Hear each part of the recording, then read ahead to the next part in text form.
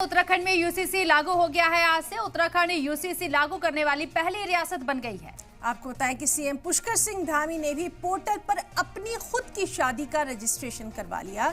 हर साल 27 जनवरी को रियासत में अब यूसीसी दिवस के तौर पर मनाया जाएगा। वाज़ेह हो कि 7 फरवरी 2024 को असेंबली ने इससे जुड़ा हुआ बिल मंजूर किया और 12 मार्च को इसे सदर जमहूरिया से मंजूरी हासिल हुई। फिर 14 मार्च को सरकार ने यकसा सिविल कोड को लागू करने से पहले इसकी गाइडलाइन बनाने का अहम फैसला लिया।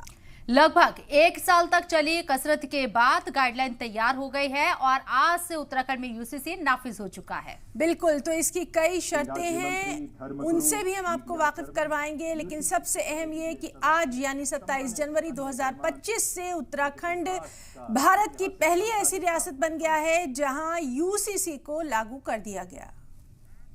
रामानुज हमारे नुमाइंदे हमारे साथ मौजूद हैं बात करने के लिए। सीधे उन्हीं का रुख करते हैं। रामानुज, पूरे अगर देखें तो 2022 में जिस तरीके का ऐलान किया गया था, आज वो ग्राउंड पर इंप्लीमेंट हो गया है। उत्तराखंड पहली रियासत बन गया है यूसीसी नाफिज करने वाला। क्या कुछ हलचल, क्या कुछ चेंजेस और क्या कुछ रद्द अमल आप देख पा रही हैं?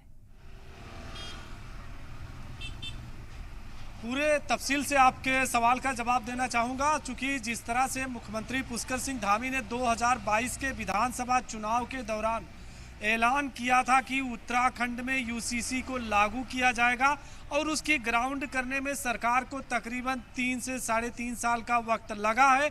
लेकिन ऐसे में सरकार ने जिस तरह का पूरा ग्राउंड करने के बाद कानून को लागू किया है, तो आज उत्तराखंड की रियासत में कई तरह के रिएक्शन भी देखने को मिल रहे हैं। खास तौर से मुस्लिम समाज ने इसका विरोध करने का ऐलान किया है। मुस्लिम समाज का कहना है कि यूसीसी के लागू होने से शरीयत कानून जो है, शरीयत का जो वजूद है, उसको एक तरह से कुठाराघात हुआ है और उस पर हमला है।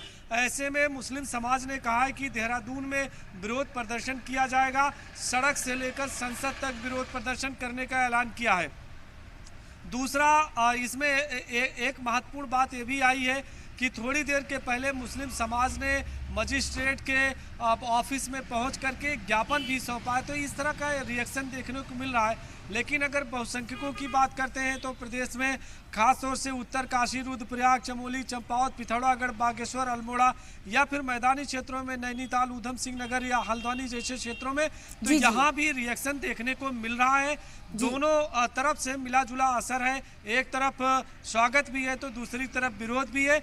इस सबसे हट करके इतना जरूर कह सकते हैं कि उत्तराखंड देश का एक ऐसा राज्य बना है जहां यूसीसी को लागू किया गया है और मुख्यमंत्री पुष्कर सिंह धामी ने यूसीसी लागू होने पर प्रदेशवासियों को बधाई और शुभकामनाएं भी दी है। उनका कहना है कि प्रदेश में एकता, समरसता का एक नए युग की, एक नए टाइम की शुरुआत हो रही है। बिल्कुल, एक नए वक्त की शुरुआत हो रही है। और रामानुज, सबसे अहम ये कि खुद सीएम ने अपनी शादी का भी पंजीकरण यहाँ पर करवाया है यूसीसी के अंतर्गत।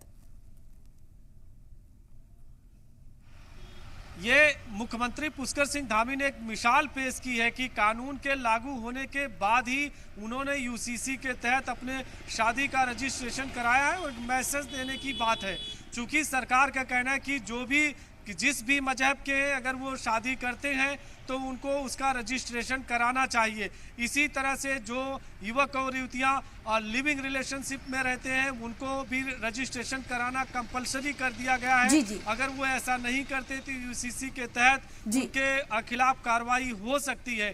चूंकि आपने देखा कि लिविंग में रहने वाले युवक युवतियों के बीच में कई तरह के अनबन और झगड़े देखने को मिलते हैं, तो ऐसे में सरकार ने रजिस्ट्रेशन को कंपलसरी किया है। अब उनके अभिभावकों को भी पता चलेगा कि बच्चे और लिव इन रिलेशनशिप को जिस तरीके से यहाँ रजिस्टर्ड करने की जो हिदायत दी गई है इस कानून के जरिए ही ना, आपको बताएं कि इसको लेकर अपोजिशन और ज्यादा हमलावर है कि आप यहाँ वेस्टर्न जो सभ्यता है उसको इम्प्लीमेंट करना चाहते हैं क्या, क्योंकि आप सभ्यता की बात करते हैं, संस्कृति की बात करते हैं, लेकिन इस पॉइंट पर घिरते हुए नजर आ रहे पुष्कर सिंह धामी। बहुत बहुत शुक्रिया रामानुज आपका तमाम जानकारी हम तक पहुंचाने के लिए।